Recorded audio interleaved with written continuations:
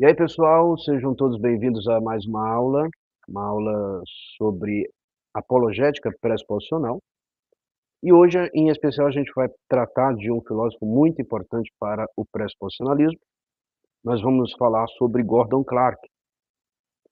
Gordon Clark é considerado por muitos como um fidalgo dos filósofos evangélicos. Então, ele é alguém que foi muito importante para a apologética pré-exposicional, alguém que influenciou grandes das maiores mentes do evangelicalismo no século XX, pessoas muito conhecidas como Billy Graham. Então, Gordon Clark ele foi uma ponte vital entre o rigor acadêmico da filosofia secular e a profundidade teológica do calvinismo histórico. Então é isso que traz aqui o nosso material. Isso não significa que, de forma alguma, que Gordon Clark ele era alguém que tentava fazer uma síntese entre o liberalismo teológico e, e o cristianismo, entre o pensamento moderno e o cristianismo, mas significa que ele era alguém que ele valorizava muito essa parte intelectual, valorizava muito a ideia de que você deveria compreender o cristianismo com a mente, com a razão. Ele viveu ali num século que foi marcado pelo anti-intelectualismo religioso e pelo liberalismo teológico. Então, o século XX, ele é um século no qual vai ter essa batalha entre o liberalismo teológico e entre o fundamentalismo e muito mais aí uma grande influência do evangelicalismo. Enquanto que os evangelicais eles vão destacar uma experiência pessoal com Deus, vão destacar a ideia das emoções e tudo mais, da fé. Os liberais, eles tentam pegar o cristianismo e encaixar dentro da caixinha racionalista moderna. E Clark, então, influenciado por essas coisas, ele vai, dentro desse universo, né, que ele vai defender que o cristianismo ele não é apenas uma religião do coração, mas que ele é um sistema intelectualmente superior e intelectualmente coerente. Ele vai tentar mostrar a racionalidade do cristianismo. Uma frase interessante que representa o pensamento de Clarke é a seguinte: a desconexão não é nenhuma virtude. Inconsistências lógicas não podem ser defendidas. Então ele defendia que o cristianismo ele era um sistema de pensamento inteiramente coeso e que não haviam inconsistências lógicas dentro do cristianismo. Para Clarke, então, a lógica ela não é uma invenção humana, mas ela é uma estrutura do pensamento de Deus. No princípio era o Logos, interpretado como no princípio era a lógica. Então, Gordon Clark ele vai pegar lá João capítulo 1, versículo 1, e ele vai fazer essa tradução, né? Ele vai dizer, no princípio era a lógica, e a lógica estava com Deus, e a lógica era Deus, e depois a lógica se fez carne e habitou entre nós. Então, ele acreditava que a lógica fazia parte do próprio ser de Deus. Então, ele nasceu em 1902, ele nasceu na segunda geração de imigrantes escoceses, então seus antepassados eles vieram da Escócia, eram presbiterianos. Ele foi filho de David Clark, que era um homem que era um pastor, mas ao mesmo tempo ele dava muito valor à academia, ele dava muito valor ao pensamento intelectual, e vai ser um legado que vai ser o seu pai, o pai de Gordon Clark, é alguém que vai influenciar bastante ele. Uma coisa que marca o Gordon Clark é um compromisso inabalável com o calvinismo. Então ele é um calvinista roxo e ele vai tentar então aí a defender as ideias calvinistas. Ah, ele primeiramente rejeitou estudar em Princeton porque ele via que ali ele estava influenciado bastante, havia influência bastante liberalismo teológico, então ele decidiu não estudar em Princeton. Ele acabou estudando na Universidade da Pensilvânia, fez o seu doutorado, seu PhD ali na Universidade da Pensilvânia, foi professor dessa universidade aos 22 anos. Ele ficou por algum tempo lecionando ali. E Clark, ele rejeitou a ideia de que a experiência sensorial pode produzir verdade universal, como os sentimentos, sentidos como os sentidos são falíveis, não podem fornecer juízos universais necessários. Então ele era alguém que ele desconfiava dos nossos sentidos, mas especificamente nossos 5 sentidos, para compreender a realidade em nossa volta. Ele diz que os nossos sentidos, eles não são confiáveis. Nós não temos como saber se os nossos sentidos, eles manifestam a realidade como de fato ela é. Então, existem as experiências sensoriais, existem os fatos brutos, né, as coisas da natureza, mas nós nunca temos acesso a estas coisas imediatamente, nós sempre temos acesso por meio de interpretação. O que nós temos é interpretação do objeto bruto, dos objetos físicos que estão ao nosso redor, da realidade que está ao nosso redor. Nosso próprio cérebro, né? E hoje em dia isso é mais visto na neurociência, o nosso próprio cérebro ele interpreta a realidade ao nosso redor, né. Tem pontos, por exemplo, da nossa visão que é cego, mas que o nosso cérebro ele corrige, né. Se nós fôssemos ver tudo como é, a gente ficaria vendo o nariz o tempo todo, mas o nosso cérebro de alguma forma ele apaga ali. Então, Gordon Clark ele era alguém que desconfiava dos sentidos, que nós não temos acesso aos fatos brutos, mas que nós temos é acesso às interpretações do fato. A história não leva ninguém à fé. Fatos isolados são mudos sem uma filosofia que os interprete. Então, até mesmo quando você olha para a história do cristianismo, ou você tenta aí, como muitos teólogos tentam hoje em dia, né, mostrar que a ressurreição, ela de fato aconteceu, a Gordon Clark ele vai dizer que isso não leva ninguém à fé, né. Uma pessoa pode até acreditar que Jesus Cristo ressuscitou, mas quem garante que ele ressuscitou porque era Deus, né? Jesus Cristo podia, um exemplo esdrúxulo, mas que alguns utilizam, é que Jesus Cristo podia ser um alien, né? Um alienígena, né? Alguém de um outro planeta, né? E que ele foi mandado para mudar a história humana ou algo parecido. Então, mesmo que a ideia de Clarke é, mesmo que as pessoas elas chegassem a conclusões, como por exemplo Jesus de fato ressuscitou, ou uma conclusão histórica, mas isso não seria o suficiente para levar essa pessoa à fé.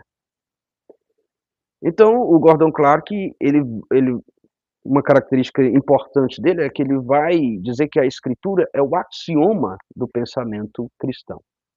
Assim como a geometria, ela depende de axiomas não provados para deduzir teoremas, a teologia cristã, ela depende de uma pressuposição inicial, que é o quê? A Bíblia, né. Então, o que Gordon Clark vai dizer é exatamente isso, a escritura era o axioma primeiro, o axioma principal da escritura. Então a ideia dele é que todas as cosmovisões têm um axioma, né, tem um ponto de partida, e esse ponto de partida não pode ser provado por mais nada, quando no máximo por ele mesmo. Isso significa que ele tem que ser aceito pela fé, nós temos que aceitá-lo, temos que acreditar que ele é verdadeiro e a partir dele analisar todas as coisas, né. Então você pega aí, por exemplo, o relativismo, né, a ideia de que não existe verdade absoluta, né, mas é uma ideia contraditória, né, se não existe verdade absoluta, é verdade afirmar que não existe verdade absoluta? Então é uma ideia contraditória, e eles vão dizer: "É um paradoxo, isso é um paradoxo", e você parte dessa ideia para analisar todas as outras coisas, né.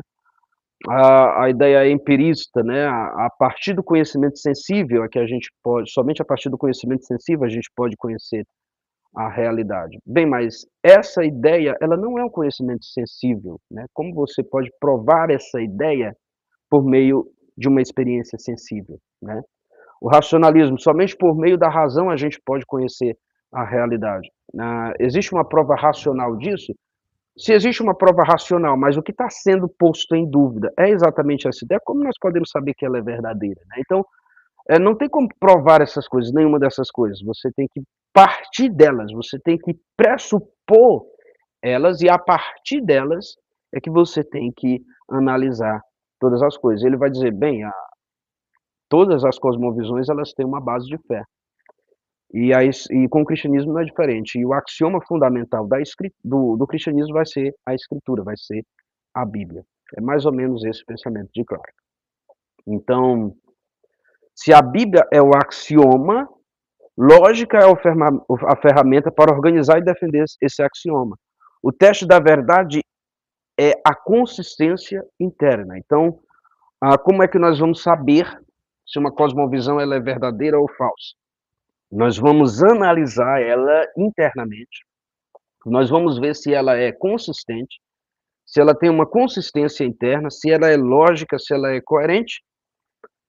E se ela for lógica e coerente, então isso é um grande indício de que ela é verdadeira, né. Então, a forma de você demonstrar que uma cosmovisão ela é falsa é encontrando inconsistências nela.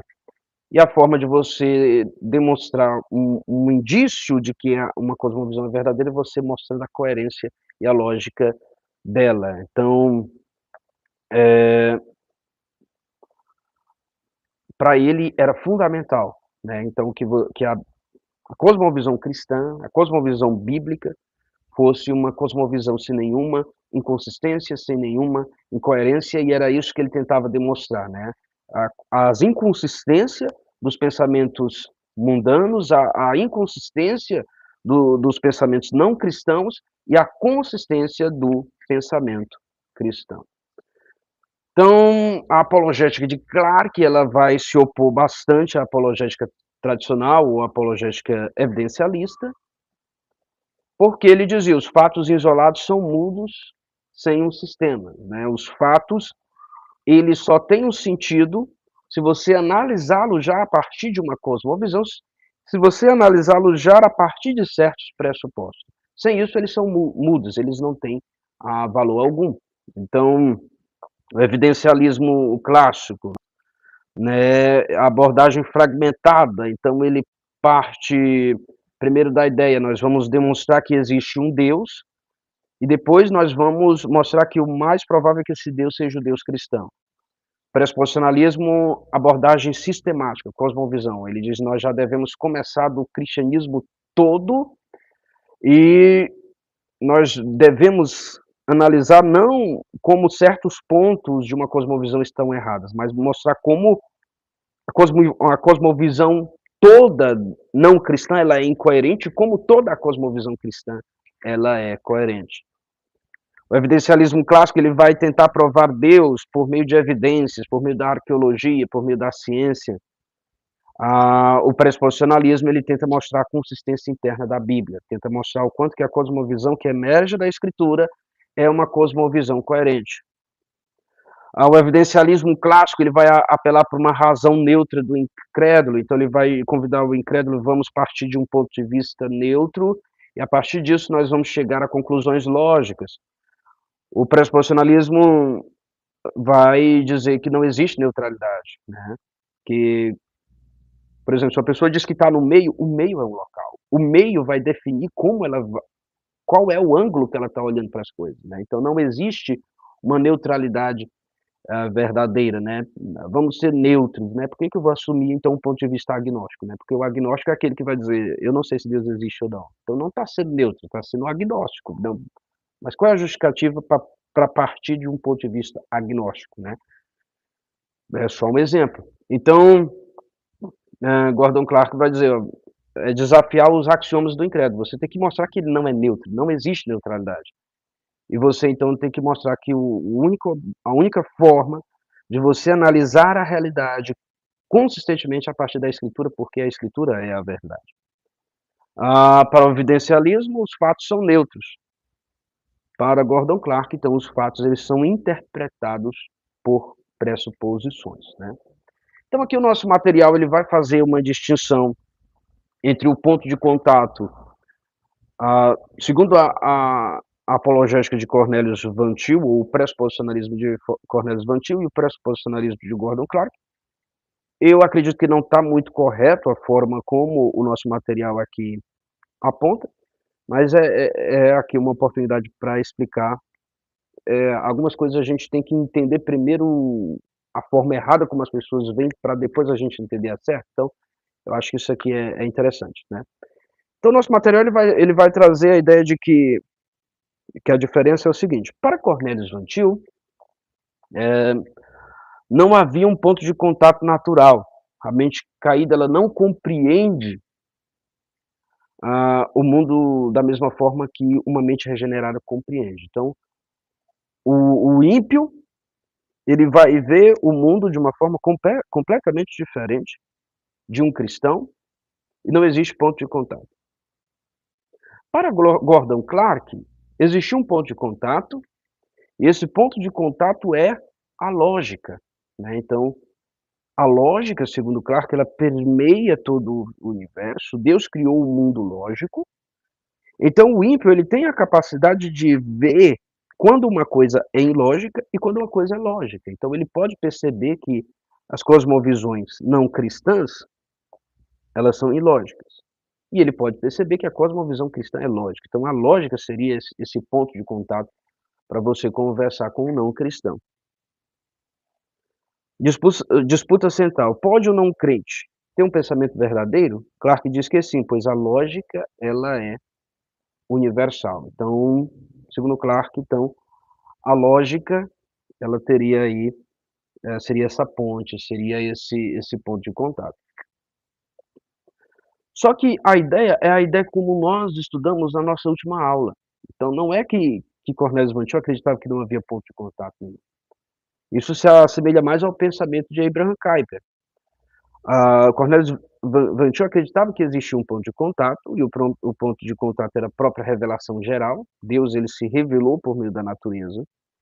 E o senso divinditatis, Deus se revelou no ser humano. Então todos os seres humanos, eles sabem que Deus existe. O problema é que ele sufoca isso. Então, quando a gente fosse fazer apologética, a gente deveria apelar para esse conhecimento natural que todos os homens têm de Deus e que o próprio Deus colocou nos seres humanos. Então não é que não existe ponto de contato, existe sim um ponto de contato, e esse ponto de contato é a revelação geral, que do meu ponto de vista, o senso divinditatis, ele faz parte da revelação geral.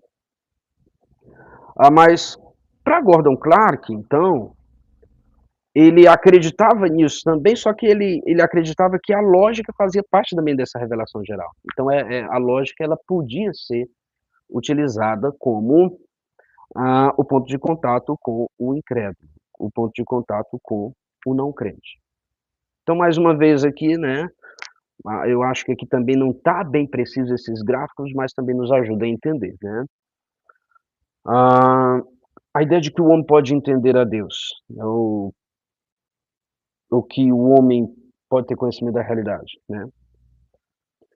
Para o Cornelius Van Til, o homem, ele nunca vai ter um conhecimento da realidade como Deus tem. Então, para Cornelius Van Til, o conhecimento da realidade, ele é analógico, ou seja, o homem, ele conhece de uma forma análoga ao conhecimento de Deus, mas ele nunca conhece como Deus conhece. Por quê? Porque todas as coisas partem de Deus, todo conhecimento parte de Deus. Deus, ele tem o conhecimento primeiro de tudo. Todo conhecimento que nós temos já é o conhecimento a partir de Deus, né. Já é o conhecimento de uma, por mais puro que seja o nosso conhecimento, ele já vai ser um conhecimento interpretado por Deus. Nós não podemos ter acesso à mente de Deus, né, e tem textos bíblicos que vão falar a respeito disso.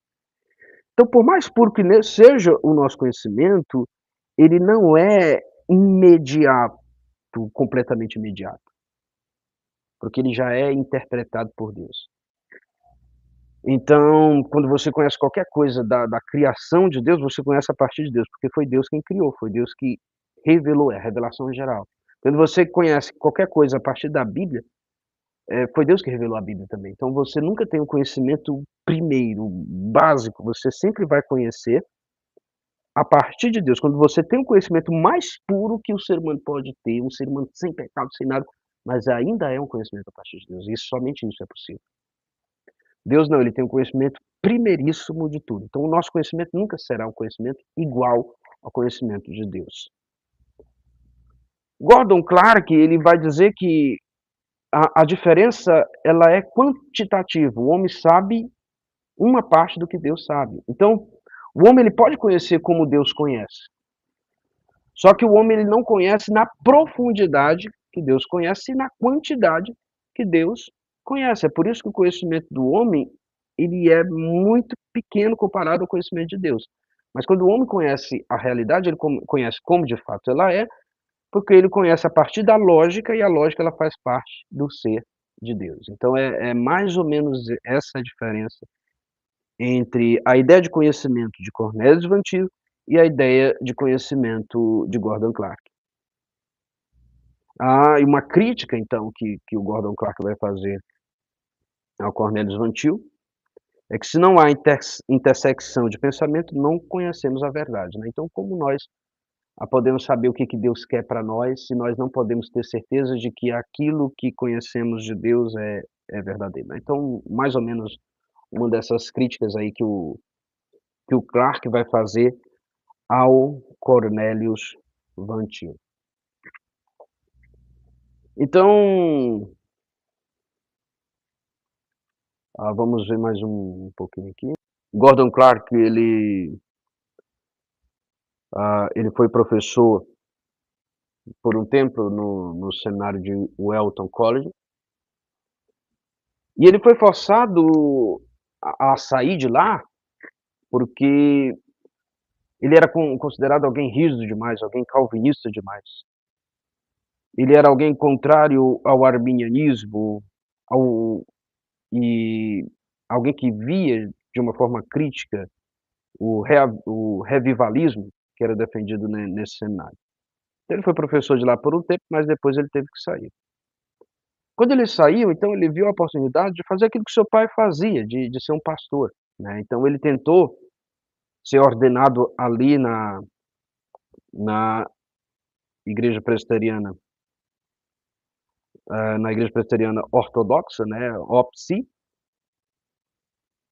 e quando ele tentava ser ordenado ali na OPSI, ele teve uma queixa que foi levantada aí por Cornelius Van Til, né, exatamente por causa dessa diferença que eles tinham entre a ideia de como se pode conhecer a Deus e o Cornelius Van Til, juntamente com um grupo de outros presbíteros, acusou Gordon Clark de ter uma ideia do conhecimento de Deus que era contrário aos padrões de fé de Westminster. Então aqui a gente pode ver uma ironia. Clark, ele era demasiadamente intelectual para os pietistas, né, viam ele como alguém muito intelectual, muito rígido, né, e ele era demasiadamente racionalista para os pressuposicionalistas da OPSI, né. Então Gordon Clark, ele é conhecido por ter dado aulas para grandes figuras do evangelicalismo ali do século XX, como Carl Henry, Carnell, Billy Graham, Francis Schaeffer. Então todas essas pessoas tiveram aula com Gordon Clark, e todas elas foram impactadas por ele, né. Algumas aderiram ao pensamento dele, algumas fizeram um tipo de síntese do pensamento dele com o pensamento evangelical, e outras pensavam diferente dele, mas sempre o respeitavam muito e de alguma forma foram impactados pelas aulas de Gordon Clark. Então ele foi um homem que moldou a mente intelectual que sustentou o renascimento evangélico do século XX. Então isso mostra a importância de Gordon Clark para o evangelicalismo cristão e para o evangelho, né, a disseminação do evangelho e avivamentos que houveram aí nesse período do século XX. Então o Gordon Clark, ele era alguém que tinha alguns pontos positivos, né, e negativos, que são críticas, são algumas coisas positivas que destacam dele, algumas coisas negativas. A primeira coisa é que ele tinha um rigor intelectual inigualável, então ele era alguém que procurava estudar o cristianismo a sério, procurava apresentar o cristianismo com seriedade, então ele tinha um rigor intelectual inigualável. Ele era alguém que trouxe uma certa sistematização da cosmovisão cristã, e era alguém que fez uma defesa intransigente da inerrância das Escrituras. Então a inerrância das Escrituras era uma doutrina de fundamental importância para Gordon Clark, até porque ele via a Escritura como o axioma da cosmovisão cristã. Algumas pessoas vão acusar ele, dizendo que ele dava valor demais para a lógica e pouca importância às emoções, quando dentro do cristianismo deve haver um equilíbrio, nestas coisas. Não é só aquilo que a gente sabe, mas aquilo que a gente sente, isso também é importante. Alguns vão dizer que ele, foi um fideísta, né, uma ideia que eu creio que não se sustenta e em outros vídeos mais à frente eu vou dizer por quê, né. O fideísmo é alguém que acredita de forma cega, né, então porque ele acreditava que a Bíblia é o axioma fundamental da cosmovisão cristã, então as pessoas diziam que, se deveria ter uma fé cega na escritura, né, e depois em outros vídeos eu vou dizer por que que isso não se encaixa na ideia de fideísmo. Outros vão dizer que ele tinha uma negligência do aspecto emocional existencial da fé, né, então, aquilo que eu já falei, né, uma crítica a ele é que ele valorizava bastante a razão, negligenciando as emoções, segundo alguns. E uma outra é a redução da fé a uma adesão intelectual, a sentimento, né. Então, muitos vão dizer que ele via a fé, que ele via o cristianismo como fosse uma adesão intelectual, como você adere a algum tipo de sistema filosófico, como você pode aderir ao estoicismo, como você pode, aderir ao existencialismo, então seria mais ou menos isso, diziam que ele resumiu o cristianismo a isso, a aderência de um sistema intelectual, reduz a fé à aderência de um sistema intelectual. Então, qual era o método de Gordon Clark na apologética? O primeiro passo, né, o lado negativo, é você demonstrar as inconsistências da cosmovisão não cristã. Então você expor as contradições internas da cosmovisão não cristã, mostrar que o ateísmo leva a absurdo lógico, então você pegar as pressuposições não cristãs, principalmente ateias aí, levar ela até as últimas consequências, né, que é reduzir ao absurdo, né, levar ela até as últimas consequências e mostrar como as pressuposições não cristãs elas são inconsistentes. Então esse é o lado negativo. O lado positivo, né, negativo e positivo não no sentido de que é ruim e bom, mas no sentido de que primeiro é o que você vai dizer que não deve ser feito e depois você vai dizer o que deve ser feito, né. Então negativo é essa ideia de negação, não deve ser feito. Você não deve acreditar na cosmovisão não cristã. E o que que você deve acreditar na cosmovisão cristã? Então esse é o lado positivo.